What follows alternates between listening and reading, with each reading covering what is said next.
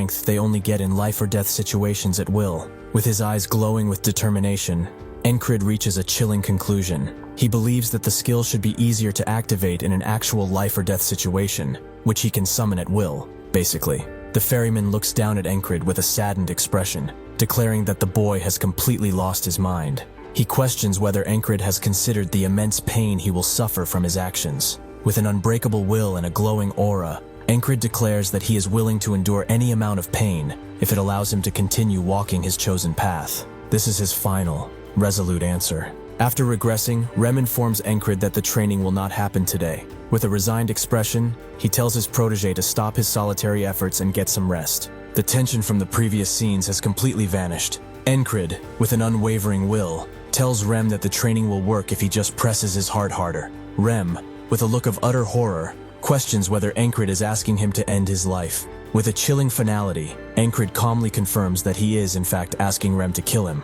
Rem, in a fit of rage and utter disgust, tells Encrid not to drag him into his insanity. Encrid, with a cold and calculated accusation, calls Rem an aristicide, knowing the term is a personal provocation. Rem is incensed by the cruel jab and threatens Encrid, telling him to stop bringing it up lest he gets a hit to the head. Encrid questions why Rem is reacting so differently today, coming to a chilling realization that even if the wall is of his own making, if he does not surpass it, the day will simply reset. With a somber look, Encrid thinks to himself that it is fine because he can continue training, but he is left to ponder why Rem would not listen to his simple yet deadly request. He continues to reset today, gets to 30 times, but Rem is still reluctant. Same thing with 50 times. Rem seems to be doing whatever he wants. At 60 today, Encrid has had enough and orders Rem to do it, and he immediately does so. Now he understands. This guy only listens to him when he gives him a command. He thinks to himself that Rem and the others ended up in this place because they are all rebellious and do not listen to orders.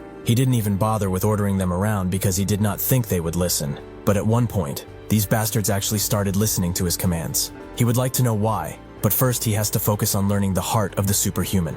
He continues letting Rem kill him, again and again, without stopping, his heart fading out every single time. But at one point, he finally understands, and his heart is complete. Rem is amazed. He learned to control his heart in a single day. With his repetitions, Encrid has finally learned how to control his own heart. A few hundred days have passed, giving him this power.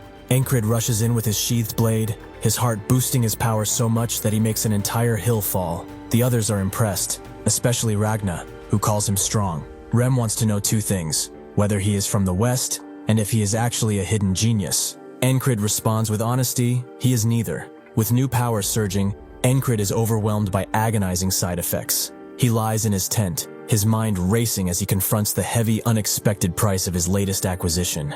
Powerless to move, the protagonist lies on a bed as Rem observes. He gravely explains that the protagonist's body cannot yet handle the immense new power it has acquired. Standing over the bed, the muscular Auden explains the nature of Encrid's agony. This pain is not a curse or weakness, but a sign that he pushes his body past all limits for the very first time. Despite the debilitating pain, Encrid accepts the trial. The heart of the superhuman is a colossal skill, allowing him to smash boulders and transcend all human limits, but it completely exhausts the body. Now he understands. Knights are an anomaly. They possess the skin of a human, but the immense power of a giant, combined with the athleticism of a frog and the dexterity of a fairy. Even without using his newfound skill, their superhuman abilities take a heavy toll. With the protagonist groaning in pain, Auden kneels beside him. He calmly urges Encrid to rest, promising to help ease his agony. He calls this technique the blood, sweat, and tears. As Auden is performing this technique,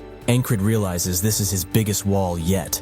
Kneeling beside the bed, Auden uses a focus skill to loosen Encrid's muscle knots, explaining the Balak-style massage technique. He demonstrates the powerful art, showing Encrid the precise points where he needs to press to relieve the pain. Despite the unbearable agony, Encrid forces himself to endure it, recognizing that this new technique will prove useful. He accepts the pain, determined to learn and master the skill, no matter the cost. Rem, however, believes that Encrid will really die if this insanity keeps happening.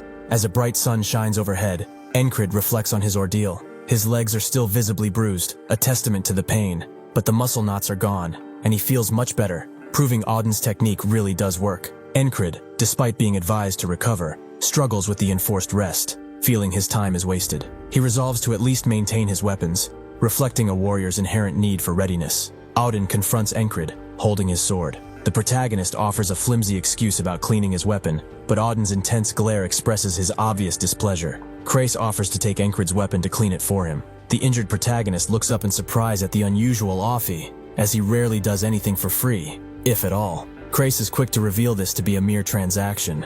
He charges Enkrid for the service, prompting a back-and-forth bartering session between the two, with Enkrid confused as to why he's asking for so much. Krace notes that the sword is of high quality, so naturally, he will have to put much more effort into it. He also demands Enkrid's other sword, knowing he dual wields. Enkrid thinks that he said something about dual wielding, but they are all taking it nonchalantly. He thought they would try to stop him at first. Even highly skilled warriors prefer to hold a single blade, as most consider the difficulty and risk dual wielding carries to not be worth. It is hard to hold a sword up without proper training, and one cannot put enough weight into a swing as with one sword, making one's strikes naturally weaker. Enkrid gazes forward with a vexed expression, questioning why someone isn't stopping his dual wielding.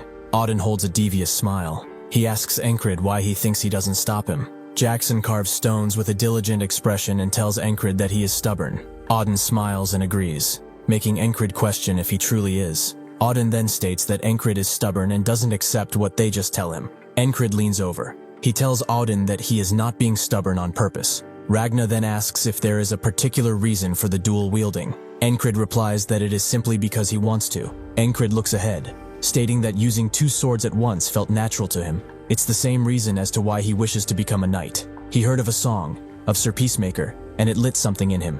The others put him down, believing that he would amount to nothing, because he was always a weakling. Even though many told him it would not happen, he decided to live for what he wants and what he likes. So he will not give up on becoming a knight or on using two swords, no matter what anyone else may think about him.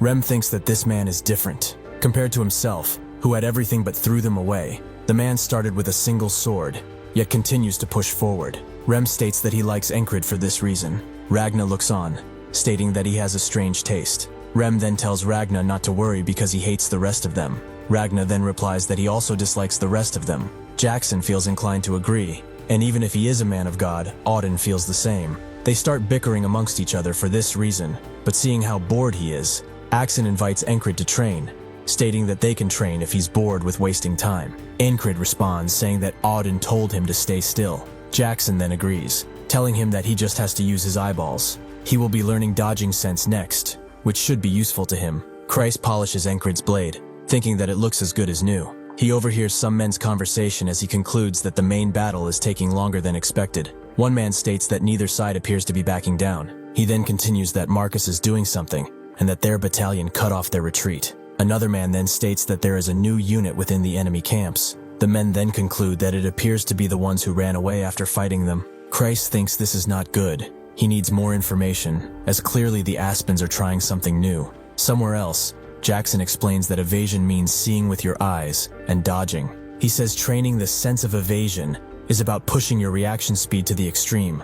But first, one needs dynamic vision. He plans to throw stones with letters on them and have Encrid read and answer. Jackson briskly throws a small stone. Encrid's eyes widen slightly in surprise, and he wears a confused expression, clearly not understanding the current situation. Jackson then calmly states that he will throw another. Jackson continues to throw the stones, Encrid failing to see what they say each time. But the training stops at night, when Auden gives Encrid his massage. Suddenly though, a stone flies past Encrid's face, and Jackson demands the letter that was written on it. Encrid wonders if he waited until he was off guard, but Jackson tells him that on the battlefield, there is no mercy. The next day, as they train, something peeps out of the bushes near their camp, a dark figure, ready to strike. Just as Encrid is about to see one of the letters, the guards ring the bells as a surprise attack has hit them. Jackson asks Encrid about the letter. Encrid replies, questioning if he is still asking about that now. He then tells Jackson that the letter carved on the stone was me. Jackson then congratulates Encrid,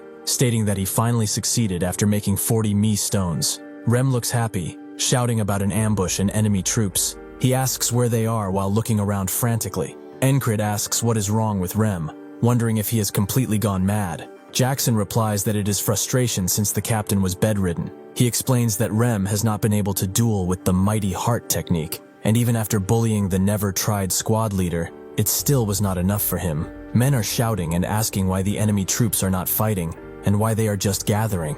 Rem is also wondering where the enemy troops are.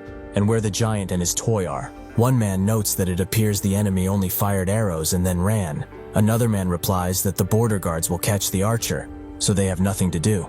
Rem then states that the border guard will not be able to catch him alone. Rem tells the other man to take a good look at the arrow. He explains that the shaft is longer, and the feathers extend farther back than the others. He adds that it comes from a special bow that shoots at an extreme range. Rem then states that he has seen that person before. He's called Hawk's Claw. Encrid asks Rem when hawks have claws. Rem asks if it's Hawk's Fang, and he says he cannot recall, but he does not think that it is that either. Rem then says that Encrid's memory is terrible. Encrid thinks that it was months ago, but for him, who has to repeat it, it was years ago. Rem then asks Encrid to remember when the captain got beaten by Frog and ended up in the infirmary. Rem explains that at that time on the battlefield, the person shooting these arrows was rampaging around. Encrid stares ahead as he says he recalls now. He then mentions that a soldier named Bell nearly died from him, but Encrid rescued him. Ragna stares forward, stating that he thinks there was a raid. Encrid then wonders what he was doing during the day that he didn't notice.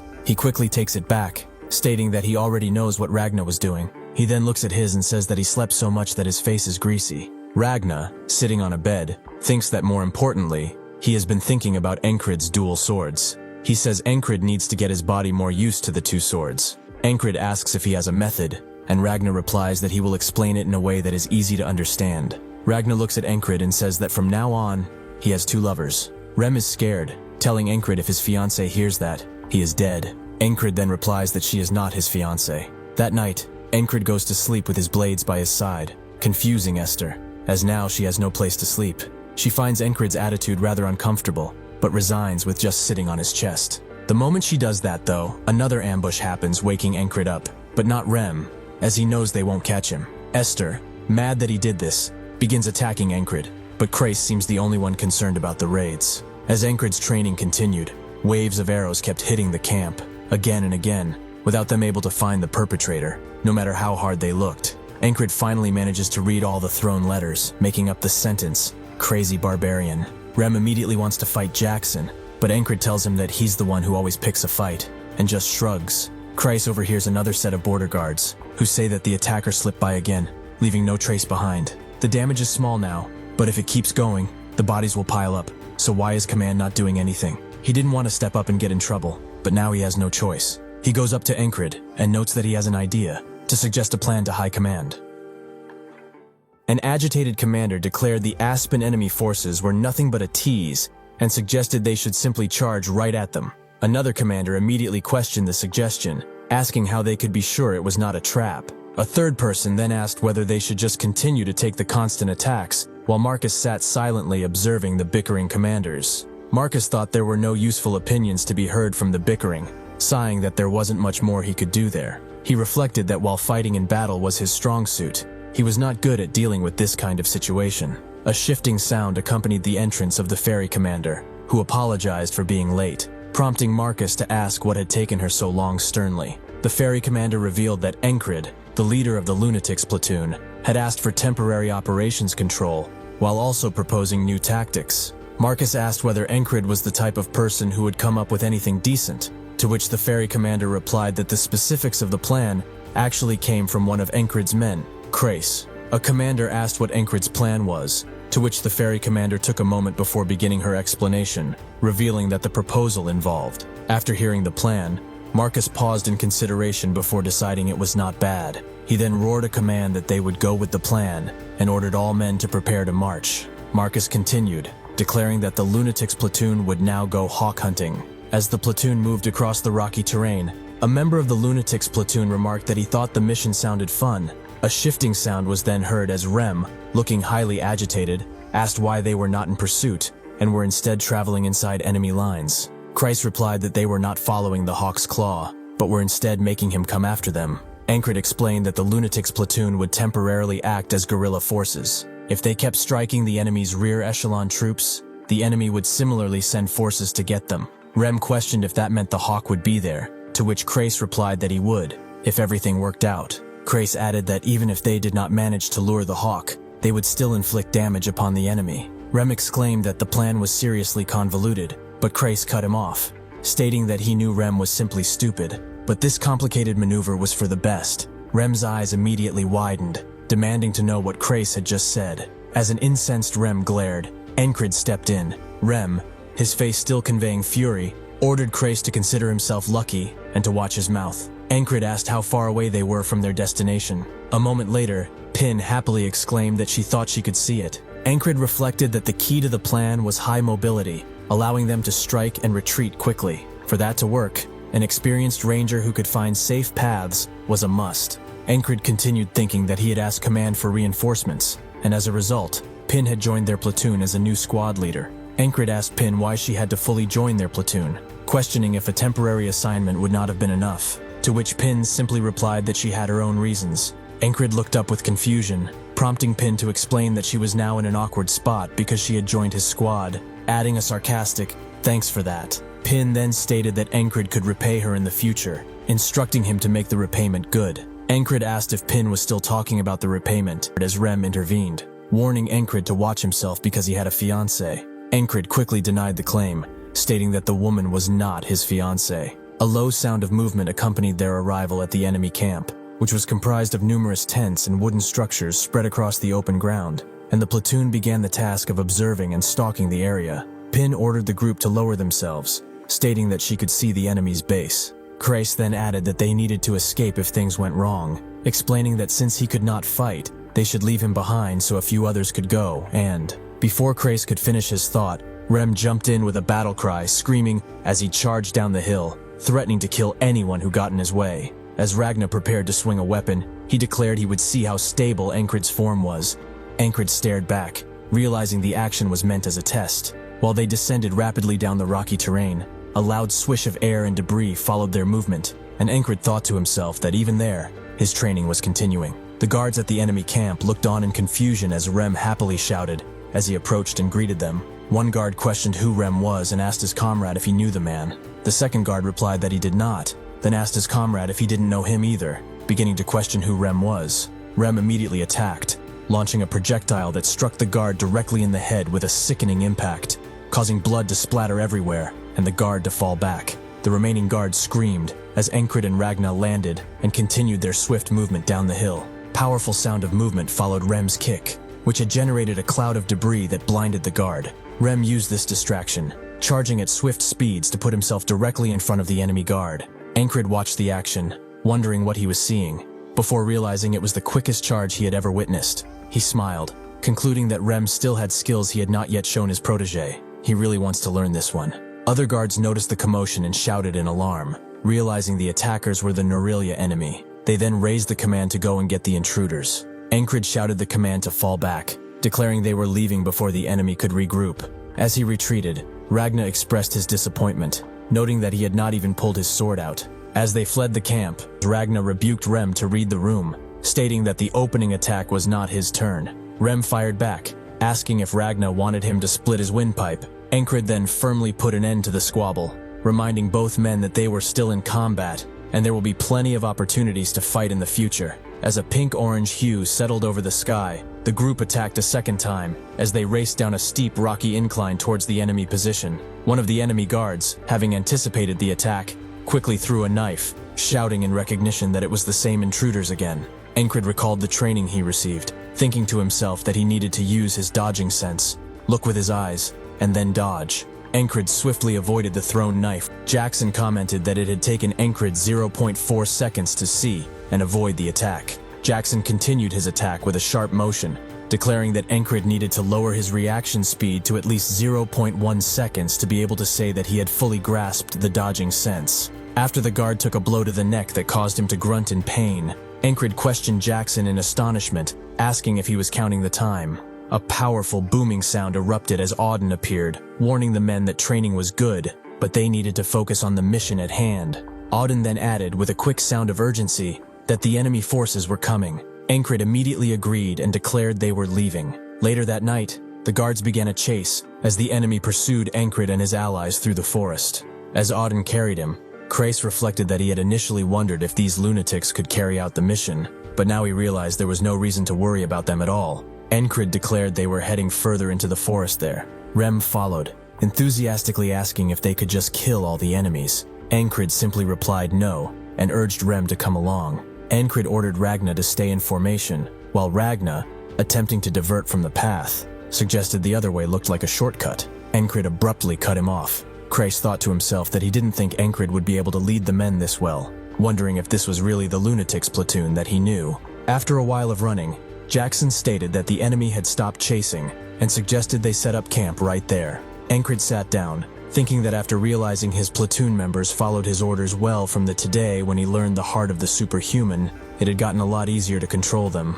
Encrid continued reflecting that Rem's charge that morning was something else, noting that Rem had been listening to him well these days. Encrid then wondered if Rem would teach him the skill if he simply ordered him to. Encrid called out to Rem, who was lying down, and started to ask about the charge he had made earlier. Rem immediately sat up with a fierce expression, cutting Encrid off by warning him to think again if he was really going to ask about that. Encrid wondered why Rem was suddenly refusing, noting that he had never refused to teach him before. As Rem lay resting, he thought that while it was good for Encrid to want to learn, the younger man had forgotten something. Encrid realized what Rem meant, thinking that he had not even thought about the skill himself. Encrid continued his internal monologue, realizing he had gotten too used to giving out commands, and that growth brought about by others was superficial. He concluded that he needed to go back to his roots. Rem mentally responded that Encrid needed to think about the skill himself first, believing that learning would be more worthwhile if he did. As they began their run the next day, a sound of heavy breathing was heard, and a character identified as Andrew complained that they had been jogging non-stop since they started. He groaned that they were moving at such a high speed through the mountains that he felt he could collapse at any moment. Andrew continued thinking to himself that he knew the lunatics would be just fine, but he was surprised to realize that even Kreis and the boss were holding up this well. Andrew gasped with exertion, thinking that Encrid definitely wasn't this strong when he first met him, and wondered just how he had improved so much, thinking to himself that he, too, wanted to achieve more. Clenching his fist in renewed determination with a sharp sound of resolve,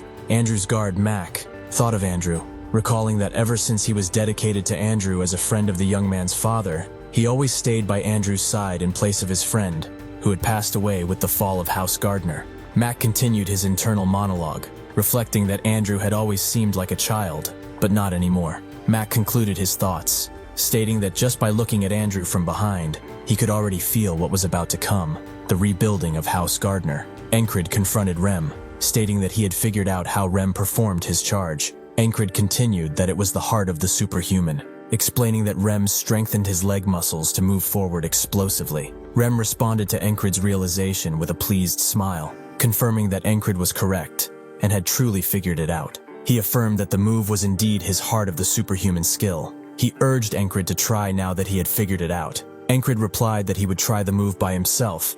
Pin commanded everyone to stop and look, pointing out the enemy base was located between two cliff faces, a position where their escape route could be easily cut off. Encrid immediately noted that the visible base was a trap, explaining that such an obvious setup meant the enemy was hoping they would avoid it entirely. Kreis confirmed this, stating the enemy's goal was to bait them into a different path, and then corner and kill them. Kreis then warned that the Claw of the Hawk would be there soon. Encrid asked the group whether they should play the enemy's game. Ragna suggested it was too bothersome, and that they should just destroy all the enemies instead. Encrid smiled, stating he was leaning towards that idea as well. Encrid stated that if the obvious trap didn't work, the Hawk would be there even sooner. Since the base had a lot of armed personnel, Encrid declared that everyone should go in together.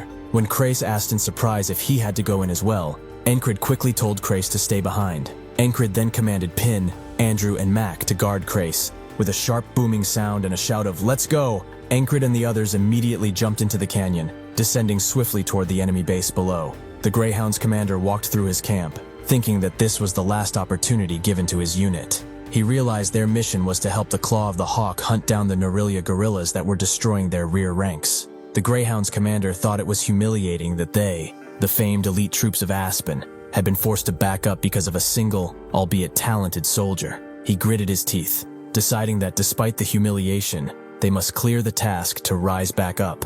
One of the guards shouted in alarm that the attackers were here, identifying them as the Norelia guerrilla forces. The Greyhound's commander thought that the approaching enemies had walked into such an obvious trap, leading him to exclaim that they were idiots. The Greyhound's commander shouted in realization, recognizing Encrid, and declaring that he was part of the guerrilla forces. Encrid wondered in confusion if he knew the enemy commander. Rem questioned why Encrid was asking him, but then added that he didn't think he'd ever seen the commander's face before. Rem quickly changed his mind, stating that Enkrid's memory really was terrible. The Greyhound's commander gritted his teeth, calling Encrid an insolent bastard. He then declared that it did not matter if Encrid didn't remember him, because he and his companions would all die there regardless. The Greyhound's commander charged toward Encrid, declaring that Encrid would be a stepping stone for the rise of the Greyhounds. Encrid blocked the commander's sword strike with his own blade in a flash of sparks and a sharp sound, holding the line despite the intense force of the attack. The Greyhound's commander shouted in surprise about the sword Encrid was holding. Encrid then spoke, identifying the commander as the one who guarded the flag during the Fog of Annihilation, recognizing him as a Greyhound who knew Mitch. Encrid concluded that the commander must be him. The Greyhound's commander shouted that the recognition no longer mattered and commanded Encrid to die. The commander launched a fierce attack, but Encrid parried the strike with a sound of sharp metallic force. Encrid thought about the commander, remembering him as a strong opponent whom he could only run from previously. He questioned his own capability now, concluding that the commander should be a good opponent to test exactly how much he had grown. One of the guards, armed with a spiked mace, spoke with a low, threatening sound, noting that it seemed Encrid and the commander had some bad blood between them, but affirmed that the guards were still going to destroy all of them. The guards were completely ignored by Encrid's group, which caused one of the infuriated guards to scream about how they were ignoring them, before charging toward them with a booming sound of movement. Rem intercepted the charging guard's attack, bringing the enemy to a violent stop. Rem then calmly told the guard to be quiet, explaining that the group was watching something. As the Greyhound's commander charged in, Encrid sidestepped the attack and countered, slashing the commander with his sword with a sharp, forceful sound. Jackson thought to himself that Encrid had dodged in 0.1 seconds after seeing the commander ready himself, but Jackson concluded the reaction time was only barely passable. Infuriated, the Greyhound's commander shouted a curse as he charged toward Encrid with a powerful motion, but Encrid quickly intercepted the attack, blocking the commander's sword strike with his other sword. Ragna observed the fight, thinking that Encrid had unsheathed his second sword and blocked simultaneously. Ragna concluded that Encrid was slowly learning how to use both swords at once. The Greyhound's commander shouted in exertion as he powerfully slammed his sword down, intending to break Encrid's block. Auden smiled, thinking that Encrid did not have enough strength to parry the attack with just one hand. Auden then resolved to add another stone to Encrid's training regimen. Encrid swiftly backed away as the Greyhound's commander shouted in fury at his opponent for using two blades, like a pretentious bastard. Rem looked on with an intense grin, shouting, "That's it!" as he recognized the activation of Encrid's heart of the superhuman skill. Encrid's heart began beating soundly with a sharp, resonant sound as he fully activated the heart of the superhuman, enabling him to charge toward the commander at explosive speed. The Greyhound's commander shouted in shock as Encrid's explosive strike connected, the force of the blow pushing the commander back with a massive booming impact. Encrid's attack did not stop with the push. He immediately followed through, using his second sword to pierce the Greyhound's commander in the neck, causing blood to spray as the man fell back. As Encrid stood over the defeated Greyhound's commander, who was gushing blood, a guard reacted with disbelief, shouting that there was no way their commander could have lost. Rem laughed loudly, declaring that was it, and that he knew the heart of the superhuman would suit Encrid perfectly. Ragna added that the performance was not bad, while Auden smiled, expressing confidence that God was surely smiling down on their brother's progress. Rem yelled down at the enemy troops, shouting at them to get out there in front of him.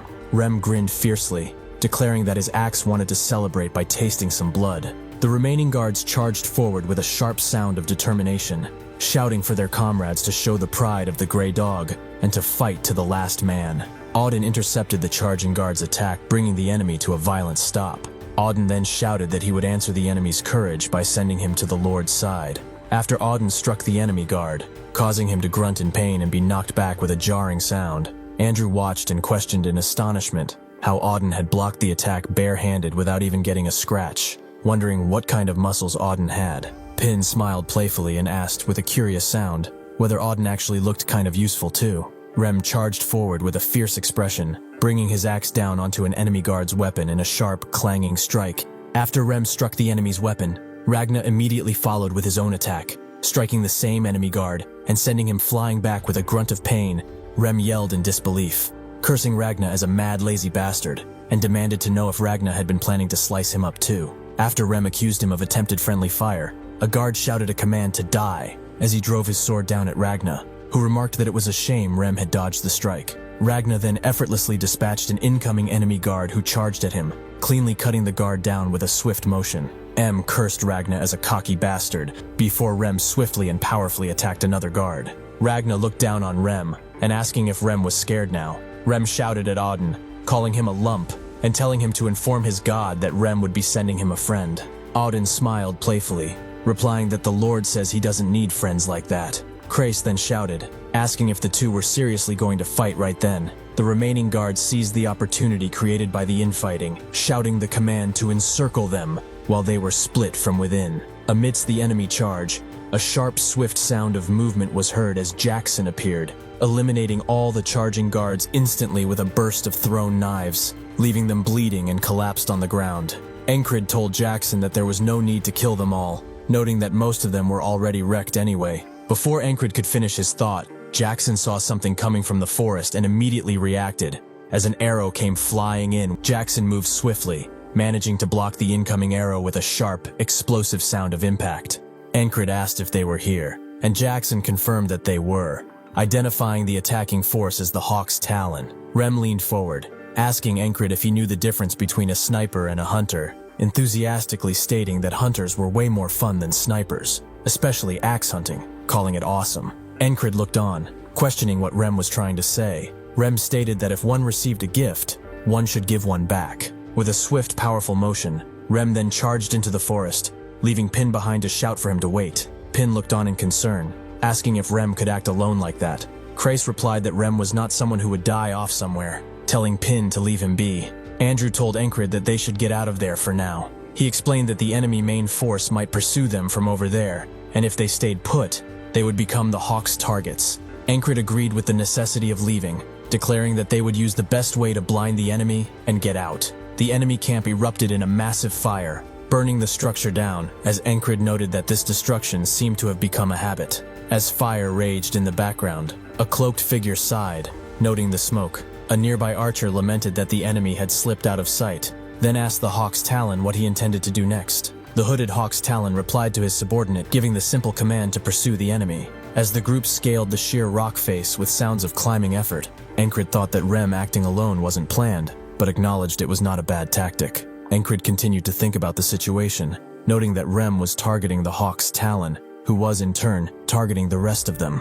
Encrid realized they could now act as bait to deliberately draw the Hawk's attention. He also thought that since they had chosen rough terrain on purpose, there was only a slim chance the Hawk could see them. Encrid continued to think, noting that since they had picked terrain that was hard to shoot in, the spot was comfortable. He concluded by giving Rem permission to hunt as he liked. While hunting in the forest, Rem looked up and thought that the memory brought back old times. He recalled that back then, he was the exceptional hunter the tribe had held high hopes for. Rem continued to reflect, noting that he couldn't return to that time now that he had left, but he could summon the memories for a moment, specifically from the moment they first met. While in pursuit, one of the Hawk's Talon men noted that the targets escaped well at awkward angles, but stated it was just stalling and that the Talon would not lose his target. Suddenly, the man was decapitated, causing his head to fly off with a stream of blood as the Hawk's Talon remained as still as he was before. Another enemy soldier screamed, "Ambush!" and commanded the remaining men to scatter. The enemy forces dispersed as Rem continued his aggressive charge into the group. Rem continued his chase, cutting one of the scattering enemy soldiers down with a booming, forceful strike, while the dying man cried out in pain. He continues his deadly pursuit, taking out one guard after another, until none are left. The Hawk's Talon ran in panic, thinking about Rem, calling him that barbarian and wondering what was happening. The Talon was astonished that there had been absolutely no sign of the barbarian and wondered when he had suddenly appeared. Rem continued his fierce charge, as the Hawk's Talon gritted his teeth and launched an arrow with a powerful echoing sound, declaring that hunting was always on his side. Rem smashed through the incoming arrow with his axe. He followed through with the strike, slamming the backside of his axe directly into the Hawk's Talon's shoulder. The Hawk's Talon cried out in pain as he was struck, but Rem stood over him, shouting for the Hawk Brat to stop whining and use more strength. Rem declared that this was a rare hunt, and commanded the Talon not to end it so boringly. Rem finished the Hawk's Talon with a swift, powerful strike using the Talon's own arrow, slicing the enemy across the throat. Rem then looked down at the defeated foe, stating that the fight was lame to the end, stating that he had wanted the man to suffer more while they were at it. Rem added that the fight was also an opportunity to brush up on his rusty hunting skills. Rem paused in thought, realizing with a surprised expression that he had just acted exactly like the lieutenant. He concluded that after being around Encrid so long, he must have learned the behavior without even realizing it. Rem continued his thoughts, reflecting that the lieutenant accepts he lacks talent and thinks about how to move on to the next step. Rem realized that if he also adopted that accepting, reconciled attitude and made it his own, then Rem concluded his reflection, stating that he didn't know how meaningful this choice would be, and that maybe nothing would change. He decided he should just give it a try, like the lieutenant he had seen. After the lunatic platoon hunted down the claw of the hawk, the tall grass fields stand empty, except for two squires, who look at each other as the wind blows gently. With no warning, they both charge at each other, their clash creating a thud so loud that even Encrid hears it from afar, knowing it's the squires. He would have liked to watch them fight, but he refuses, even when someone asks if he wants to. Achieving victory comes first after all, and according to Kreis's plans, Marcus and his men should arrive at Crossguard soon enough. As they do just that in the middle of the night, the enemy captains are shaken, screaming at each other. They cannot allow these bastards to enter the city, no matter what. They need to send some of the knight's forces back. Abner tells them that since the city has troops stationed already, they should focus on the fight here. The captains turn their attention to him, not wanting to take military advice from a mere peasant. Abner knows that nothing he will say now will be taken seriously, as long as the nobles are in charge. Each knight is a strategic weapon, ready to use, and the balance will shift.